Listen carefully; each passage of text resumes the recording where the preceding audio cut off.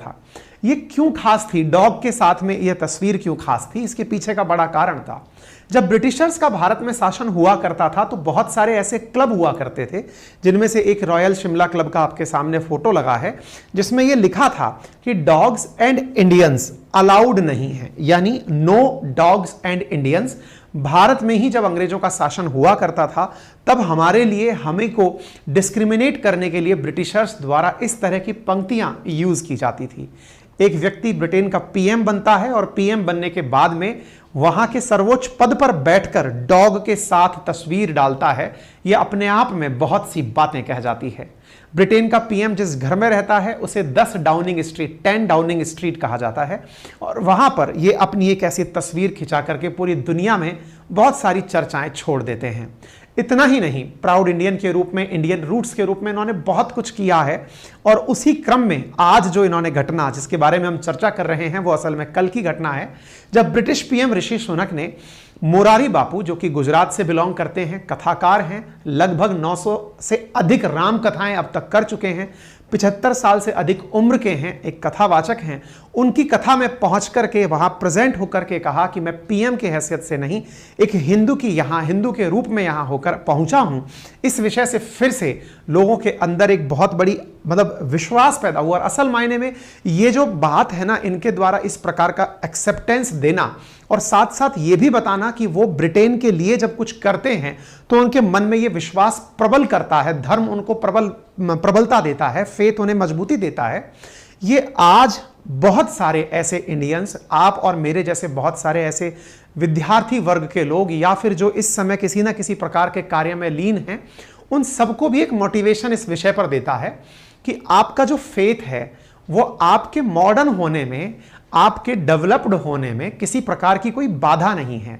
आज जिस प्रकार का प्रचलन चल पड़ा है, जहां पर किसी को संवाद में नमस्कार बोलना, जय श्री राम बोलना, ये ऐसा लगता है कि यार ये थोड़ा सा मीडियोकर टाइप का हो गया, ये इस तरह का हो गया, शायद ये ग्रामीण परिवेश के लोग होंगे।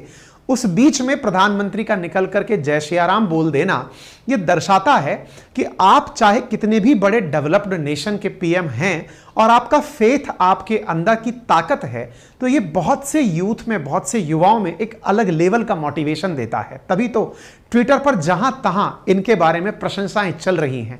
हालांकि बहुत सारे लोग इस पर अपनी अपनी तरह की टिप्पणी कर रहे हैं। कुछ का कहना है, देखा उन्होंने जय श्री राम बोला, जय श्री राम नहीं बोला, देखा उन्होंने जो बात बोली वो इंडियंस को संबोधित करते हुए बोली क्योंकि उन्हें इंडियन वोट्स चाहिए।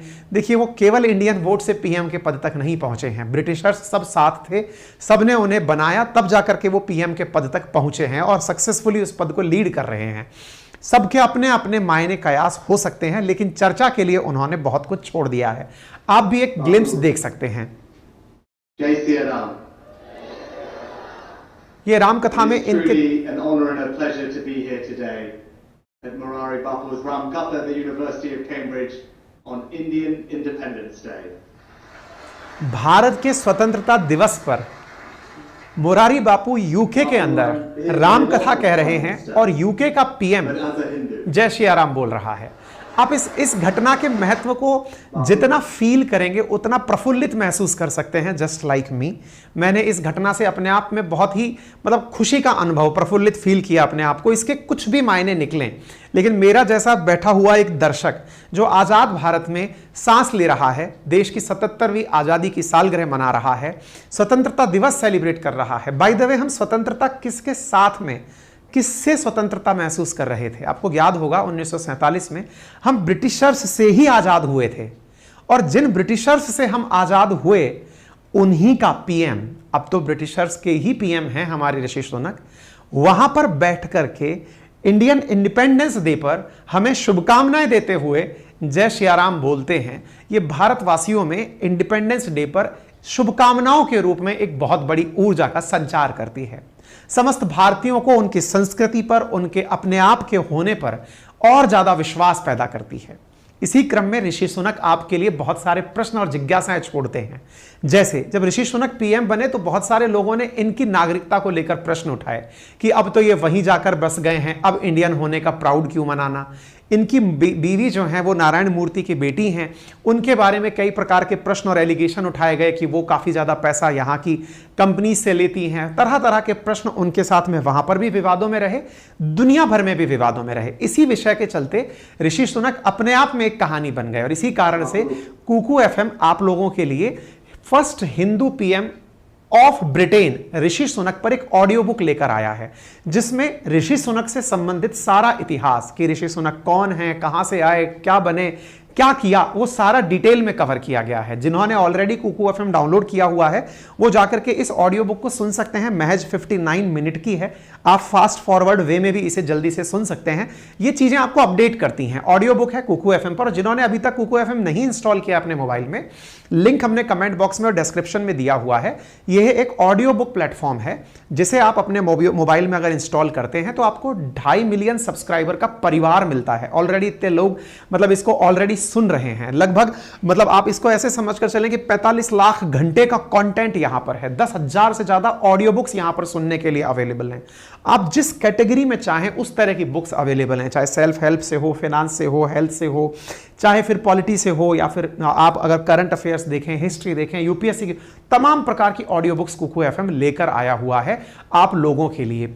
इन सबको सुनने के लिए क्या कुछ पेमेंट करना होता है? बिल्कुल करना होता है। 99 रुपीज पर मंथ आपको पे करना होता है इस ऑडियो बुक को, इस पूरे प्लेटफॉर्म को 1 महीने तक यूज करने के लिए। लेकिन यदि आप मेरा रेफरल कोड अंकित 50 यूज करते हैं तो फिर आप लोगों को यह ऑडियो बुक पूरे महीने भर के लिए 49 रुपीज में सुनने के लिए अवेलेबल होती है।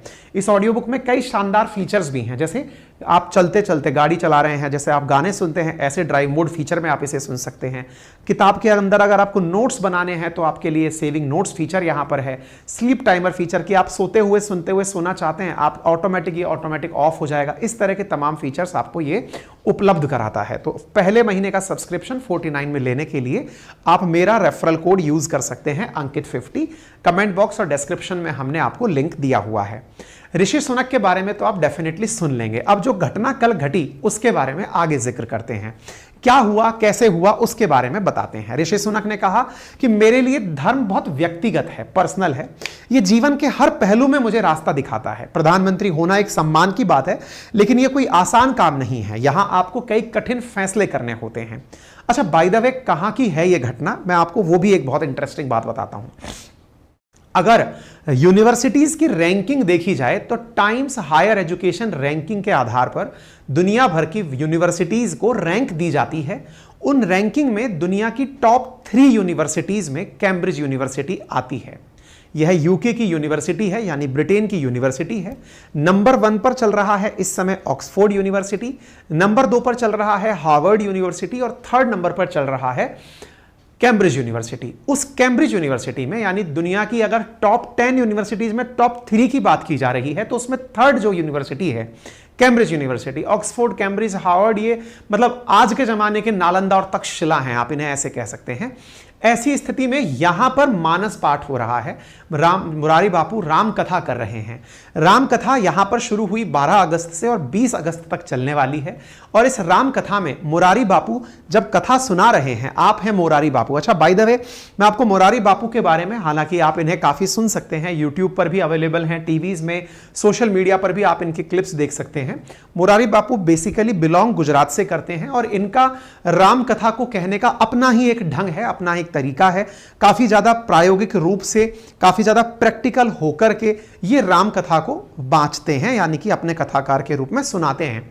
बापू जब कथा सुनाते हैं तो इनके साथ में जो लोग हैं वो इतना कनेक्टेड फील करते हैं। जैसे एक घटना इनके बारे में बस मैं आपको, ताकि ये पता चल जाए कि बापू को उनके अनुयायी कितना मानते हैं। तो असल में मुरारी बापू ने ऐसे ही, जब राम मंदिर के निर्माण की बात चल रही थी, अराउंड 2020 की बात है, 2020 के आसपास की बात है, तब बापू ने अपनी सभा में एक बार ये कह दिया था कि यदि मैं अपने जो श्रोता हैं उनसे कहूं कि राम मंदिर निर्माण के लिए आप अपने लेवल पर जो भी दान दे सकते हैं दें, तो संभव है कि कोई व्यक्ति अकेला भी उठ करके 5 करोड़ रुपए दान दे देगा। लेकिन मैं सबसे कहूंगा कि वो अपने अपने लेवल पर श्रद्धा अनुसार दान दे। आंकड़े बताते हैं, बहुत सारी मीडिया में ये रिपोर्ट भी छपी कि मात्र 6 दिन की राम कथा में या फिर मुरारी बापू के द्वारा किए गए आवाहन में राम मंदिर के लिए लगभग 18 करोड़ रुपए का चंदा इकट्ठा हो गया। दुनिया भर के लोगों के द्वारा उस कथा में चंदा दिया गया राम मंदिर निर्माण के लिए। तो आप सोच सकते हैं कि मुरारी बापू अपने आप में काफी ज्यादा प्रभावशाली व्यक्ति हैं और वो इसी समय यूके में बैठ करके अपनी कथा सुना रहे हैं। 921वीं कथा है अगर मैं सही हूं तो मुरारी बापू की फिलहाल ये, ठीक है। तो आप इस कथा में इस ग्लिम्स को भी देख सकते हैं जहां पर मुरारी बापू का अभिवादन ऋषि सुनक ने किया। फिर मुरारी बापू ने अपने ही दुपट्टे से, इनका स्कार्फ से ऋषि सुनक का स्वागत किया। ये अपने आप में अभिवादन दर्शाने का भारतीय अपना तरीका है। इस प्रकार से इन्हें सम्मानित किया गया। इसके साथ साथ मुरारी बापू ने इन्हें शिवलिंग भेंट स्वरूप दिया जो कि तस्वीरों के माध्यम से दिखाई पड़ रहा है। और यहाँ से ये मुरारी बापू हैं और आप ऋषि सुनक को भेंट करते हैं। उनके साथ आए हुए व्यक्ति उन्हें बताते हैं कि ये क्या मायने रखती है, क्या चीज़ है। फिर आप जाकर के लोगों को संबोधित करते हैं। ये दृश्य अपने आप में 15 अगस्त का दृश्य है।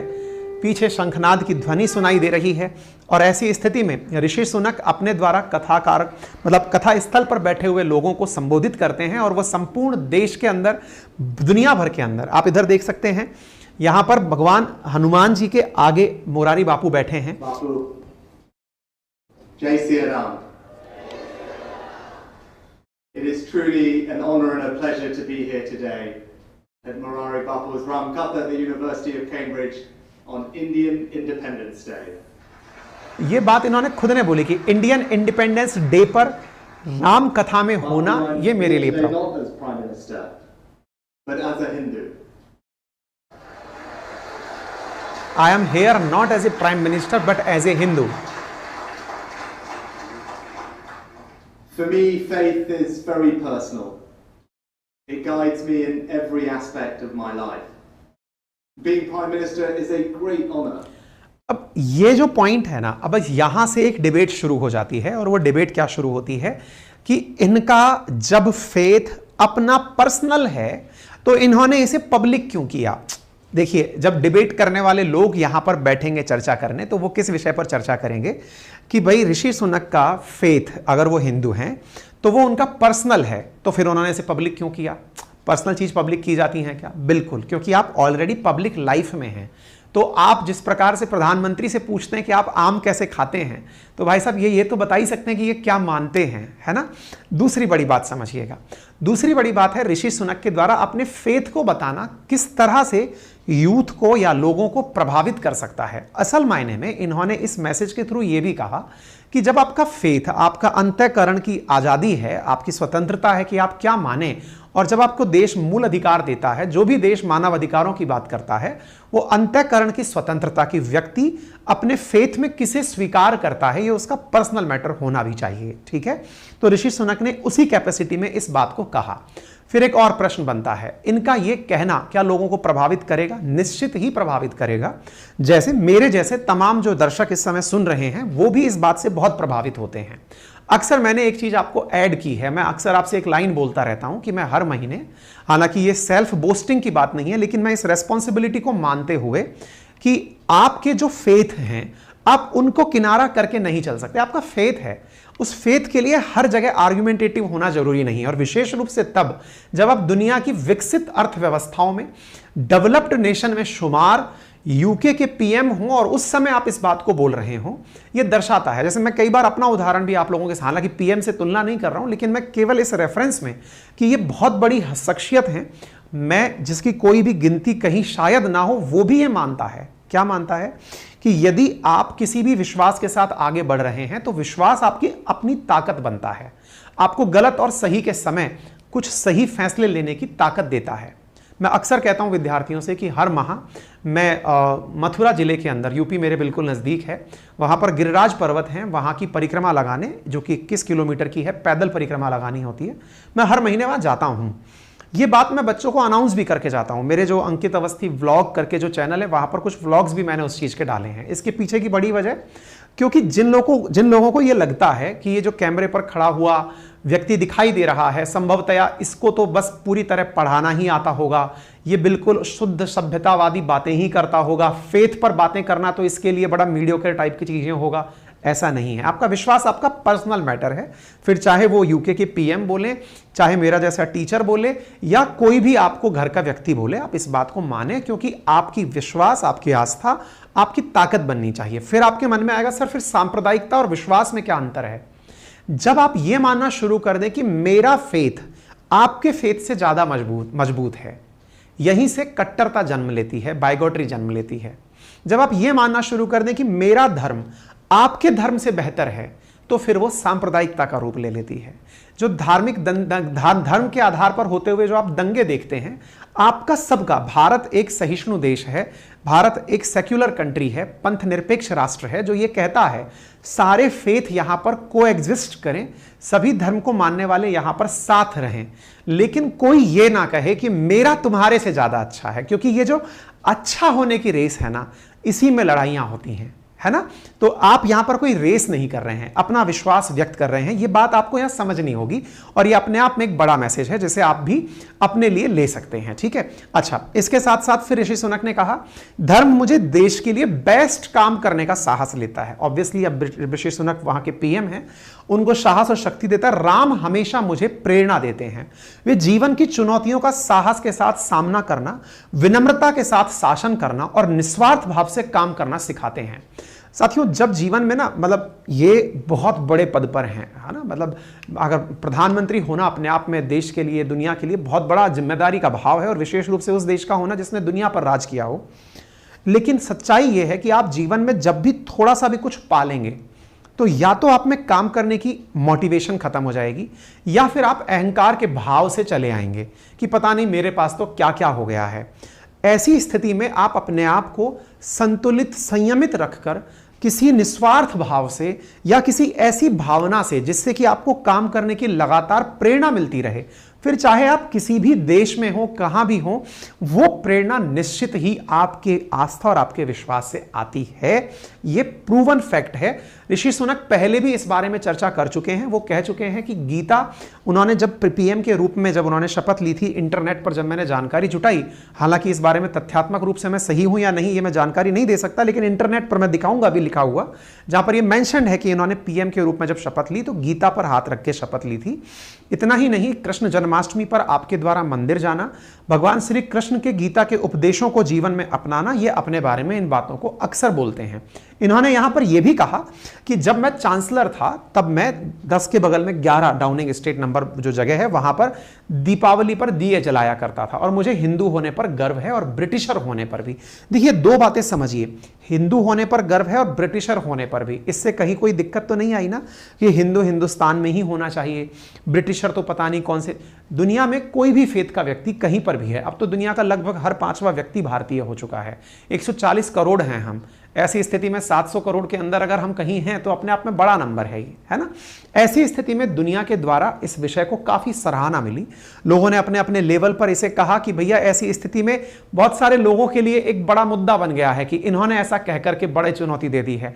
लोग अपनी तरह से इनको बहुत सारी शुभकामनाएं दे रहे हैं। लोगों ने इन्हें अपनी तरह से इनको मतलब ट्विटर पर काफी ज्यादा शुभकामनाएं प्रेषित की, ठीक है ना। तो आप इस तरह से इन्हें देख सकते हैं, ठीक है साहब। इसके बाद, इस कथा के बाद ऋषि सुनक प्रसाद वितरण करते हुए भी दिखाई दिए। अगेन ये इनकी पर्सनल आस्था का विषय है, संभवतः आप इस विश्वास से सहमत भी हो सकते हैं। आस्था बहुत व्यक्तिगत है, ये इन्होंने कहा। मुरारी बापू की 921वीं पथकथा पाठ है। मुरारी बापू बिलोंग करते हैं गुजरात से, और ये यहाँ पर इनके बारे में मैंने जो बताया था लगभग 18.5 करोड़